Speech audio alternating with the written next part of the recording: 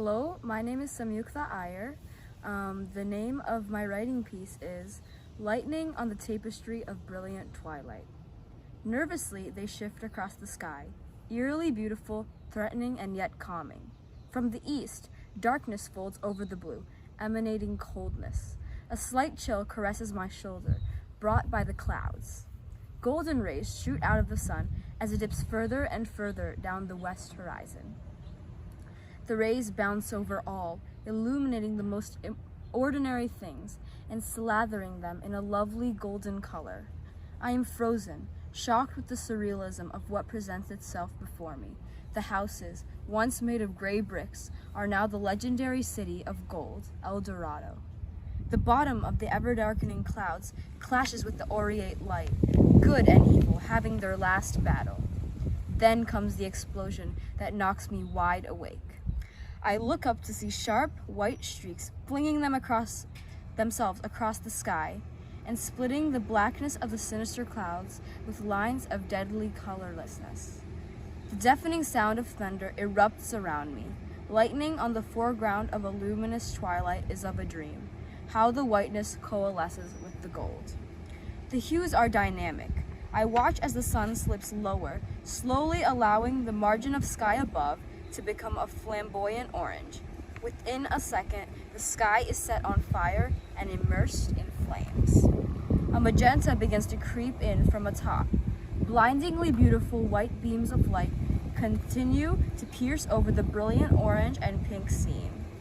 The colors swirl together, an artist's perfect palette, a palette so stunning and yet so indescribable all the same. The crash of thunder echoes around me once and then twice. I can feel myself vibrate under its humbling wrath, and my heart beats along with it, rhythmically and united.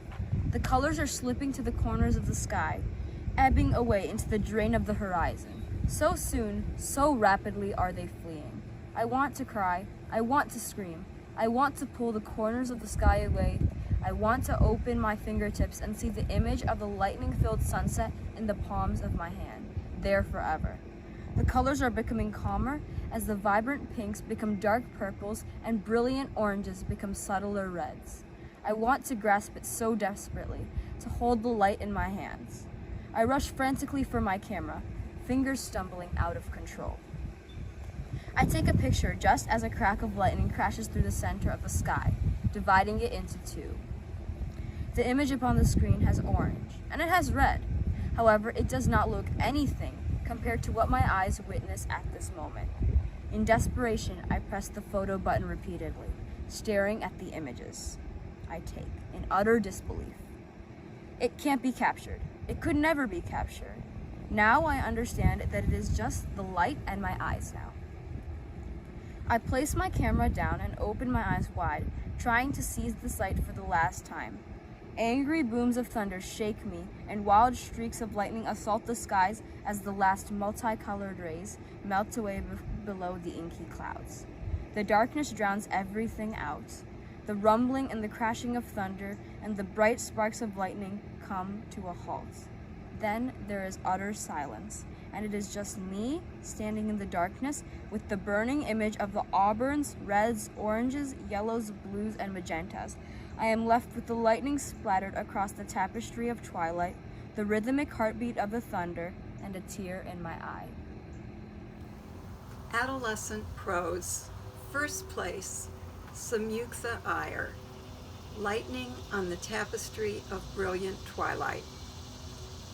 The Romantic poet William Wordsworth, who was born 250 years ago, gave this advice: fill your paper with the breathings of your heart.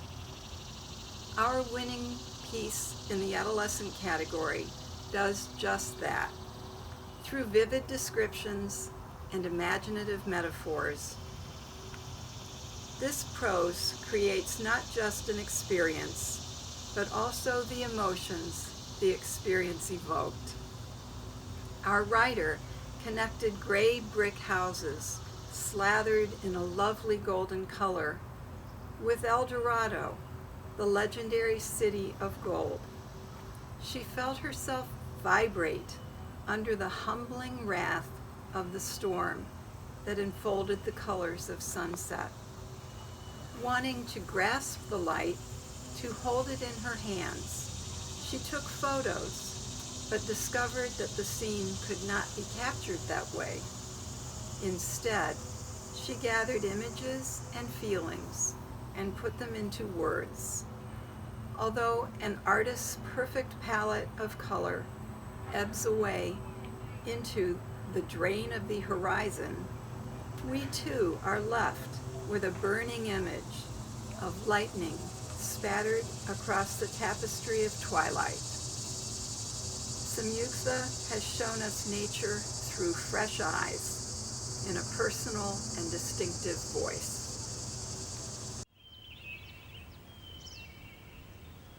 The Electric Storm by Maya Taylor.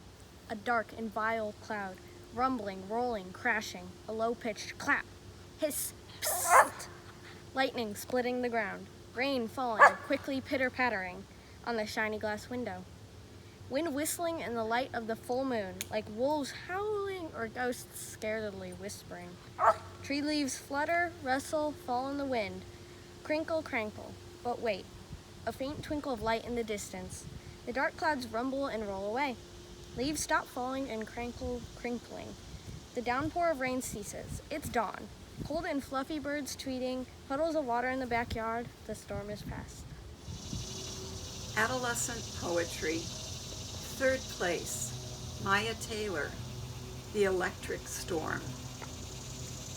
The electric storm races from its first line to its last, filled with onomatopoeias, words that imitate the sounds they describe. It sizzles with sound effects. Clap, hiss, psst. It invents a new compound word, crankle, crinkling, to express the sound of leaves in the wind, but also describes the wind as wolves howling and ghosts whispering. A memorable storm has been captured in a memorable poem.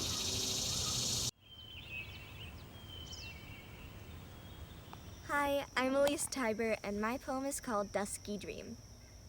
As the sun sets in the west, it leaves behind feathery cotton candy clouds. The sky is painted red, orange, and yellow, turning day into night. The fiery sun glows as its last light hits the lake, making it sparkle like glitter. The glassy surface of the water is disturbed as a fish jumps from the lake, reaching for a buggy snack. There's a gentle rustle of leaves as a cool night breeze ripples through them. There are wildflowers, as far as the eye can see, bright and pastel, easing me into a peaceful state of mind. There's the crunch of branches from a leaping deer as he dashes through the forest. A raccoon chitters as it starts its nightly raids.